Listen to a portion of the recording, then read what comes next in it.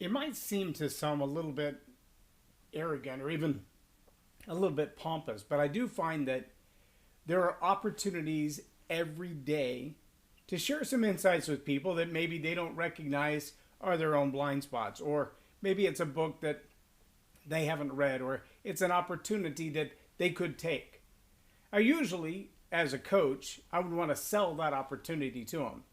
But there are a whole lot of instances where I would say, chances are this person doesn't think they need a coach or they would never invest in a coach. And so oftentimes I'll just drop that nugget in their lap and I'll give it to them as a gift.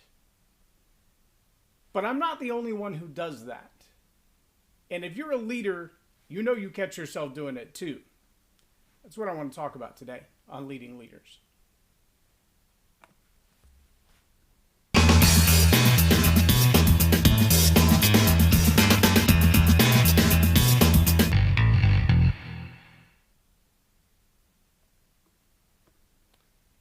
Yesterday, I had a chance to stop into a little small town thrift store. I love small town thrift stores for two reasons. Number one, you find old stuff in there after the local rich guy has passed away and his family's like, I just don't want it, get rid of it. And I saw a couple of pairs of Ariat boots. I don't know if you've ever purchased a pair of Ariat boots. They weren't on my size, so I didn't get them. But a pair of Ariat boots can run you anywhere from $95 to $150, upwards of $300, depending on what kind of skin they are. I saw a pair in there for 20 bucks. Pretty good deals. But the main reason I go to thrift stores is for books. Because I find books often that nobody has written in. They've never marked in them. Maybe they got it as a gift and it has their name inscribed in it. And then they never cracked the book. And you can tell by looking at it. It's not well worn. It's not all used up. It's not marked in from page to page. Trust me, you don't want my used books unless you want them for the notes. Because I mark up all of my books. I underline, I circle, I highlight, I write my own thoughts in the margins. I write dates of when I read that, all that kind of stuff. But when I go looking in thrift stores, I'm generally looking for old books and great bargains, but old books primarily. As I wrapped up my shopping in this particular store, the guy was looking up the books that I was buying on eBay to see if they had some value other than what he had established them at, because his rack said $1 for paperback, $2 for hardbacks. Well, I came to the counter with 4 different books, and he's thinking, why do you want these old books? And I didn't really say anything. And then he starts looking them up on eBay and realizes some of these books could be, if I resold books, but I don't. Some of these books could be resold for 25, 30 bucks. And I said, well, I don't always like to shop at half-price books because if it's not in the clearance section, they're still getting 10 bucks for a used book. That's why I do thrift stores. He said, oh, that's fascinating. Why do you read these kind of books? I said, well, but this particular one is one that's used in therapy and counseling for people who have had a rough life and they're trying to figure out what their identity is and how to move forward and that kind of stuff. And he said, yeah, a large percent of our proceeds goes back to the rehab house where my wife and I both got sober. Of course, that launches into a long discussion about faith and family and why he started the thrift store and the whole thing. And so after almost an hour's worth of talking, I realized I'd given a whole lot of insight into just basic psychology stuff that I've studied and how to overcome addictions because I was an addict, and leadership skills and principles and retail practices because I spent years in retail as well. And when I walked out the door, I felt pretty good about having invested in his life. Good enough that I went to the truck and I got one of my books that we had discussed and I took it back and gave it to him as a gift. Now, honestly, what I spent on books in the thrift store was about 15 bucks. I bought a couple of old shirts as well.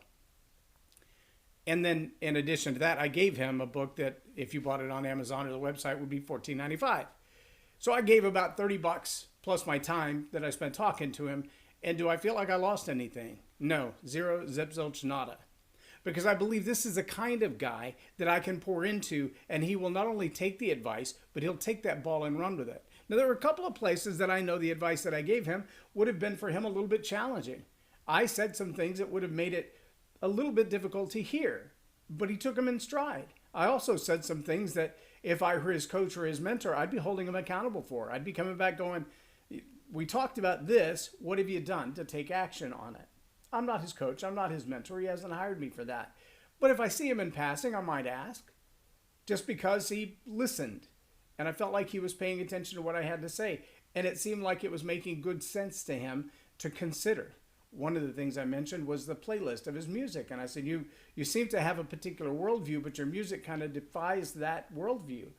I'm not telling you got to change it. I'm just asking you if you realize the cognitive dissonance that's creating.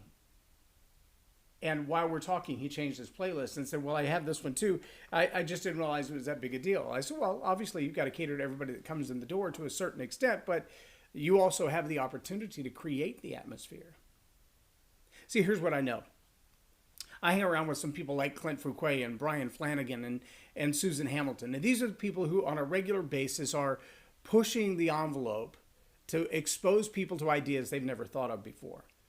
Maybe it's about sales and it's about how you conduct yourself as a salesperson. Maybe it's about your health and your fitness and how the stuff in your kitchen counter is actually killing you versus building up your body for health. And how do you apply the exercise? That's Clint's lane. And Susan's all about political issues, but she's also about how do you monetize what's going on in your podcast? How do you make business out of expressing your ideas?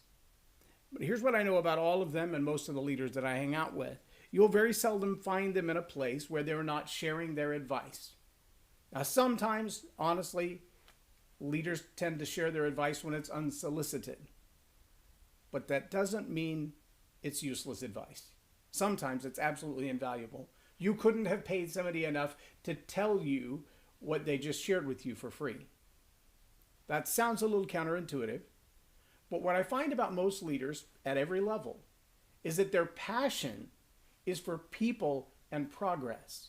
Their passion is to see people become more productive, whether they work for them or they don't, whether they're in their company structure or their organizational structure or not. They want to see people push forward. They want to see people get better than they were yesterday. And because that remains true in them, they're always sharing little nuggets of advice.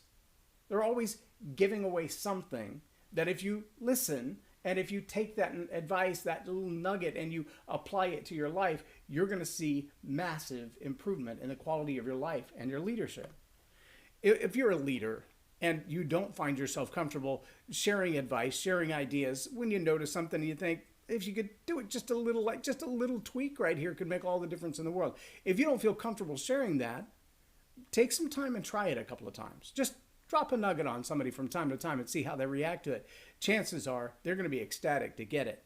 And if you give it without being judgmental, you give that advice as a way of saying, I'm going to come alongside you rather than scolding them to tell them what they're doing wrong, chances are they're much more likely to take that advice, apply it, and improve the quality of their lives. I do find that leaders that I hang out with, they have a tendency to drip information, knowledge, nuggets of wisdom with just about anybody that they have a few minutes to spend time with. Like other people breathe, everywhere they go, every day, they're dropping wisdom and knowledge on someone. Take a chance to get in the presence of someone like that who's going to drip knowledge in your life, who can make a huge impact in your life, because they live for it. And if you're a leader, I encourage you to do it. Even if people sometimes look at you crossways, it's absolutely worth it. You never know who's listening. I'm Loren Norris with Leading Leaders Podcast for Tell It Like It Is TV. Have a blessed day.